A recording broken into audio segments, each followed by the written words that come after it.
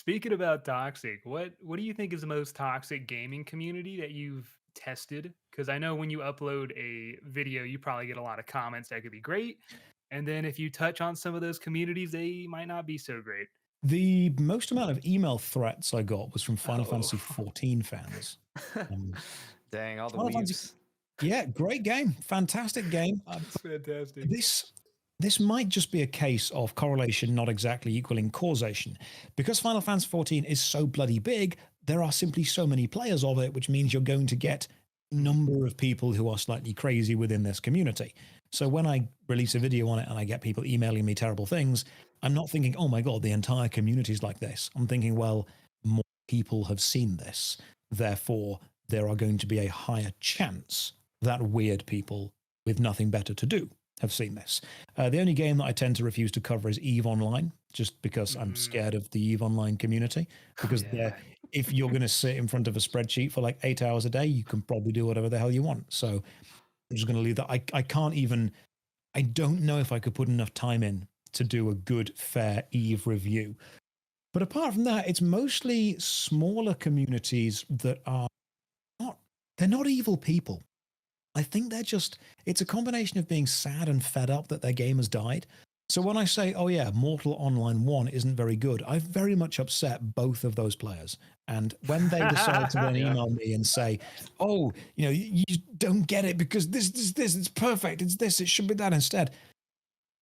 I think that is almost an outpouring of emotional upset that the game they have invested their time into didn't succeed the way they wanted it to. Yeah. And when we talk about toxicity within MMORPGs, we also need to think, at least consider, the idea that people play these games for a long time. They make them their life. I'm in a difficult position because I can't make one MMO my life if I want to cover all of them. I made an entire video about how it's difficult to cover lots of different MMOs. But when I make a video on a game, people don't understand that I'm not critiquing their life choices. I'm critiquing a product made by a company designed to create money. But people think I'm critiquing their life choices. And if I say, hey, you like this game and it's bad, what they hear is, you made the wrong life choice. Yeah.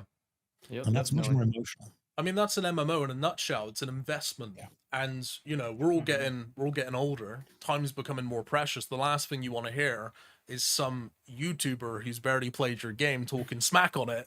And I could completely understand where that toxicity would come from and where feelings would be hurt. Nobody wants their time wasted or to feel like they've wasted their time on a game. I think we've all been very fortunate because we're playing old school, and up until this point and hopefully into the future, it's continued to thrive, it's doing well.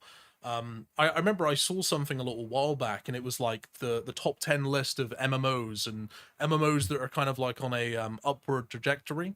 And I think Old School RuneScape was one of 3 games or something that was actually continuing to go up, which is just crazy considering how old it is. And, it's an ancient game. And when someone spends a lot of their time doing anything, it becomes part of their life, part of their personality. And when someone comes along and questions this, especially someone that you don't believe is part of the in-group, because this goes back to the whole in-group, out-group thing. If someone from within, it's almost like you're allowed to hate the city that you're from, no one else is.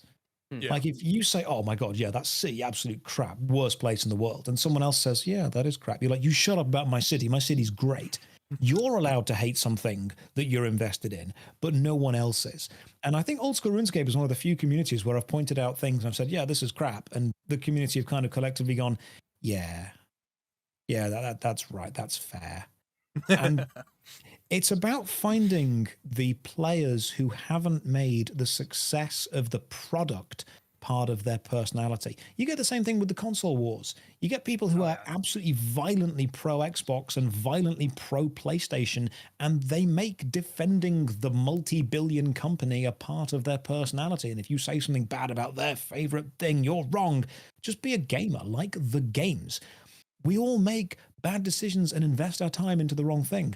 I bought an Ouya when it came out. I bought the Game Track system. I thought Runes of Magic was going to be bigger than World of Warcraft. We all make mistakes every now and again. I played RuneScape 3 for a bit.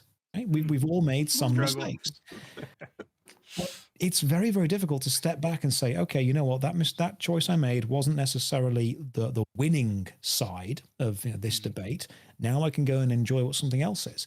But when you get people who have put so much of their time and so much of their energy into identifying with a certain subculture, and that subculture starts to fail or starts to fade away, they, if anything, redouble their efforts to explain their subculture is better, it's stronger.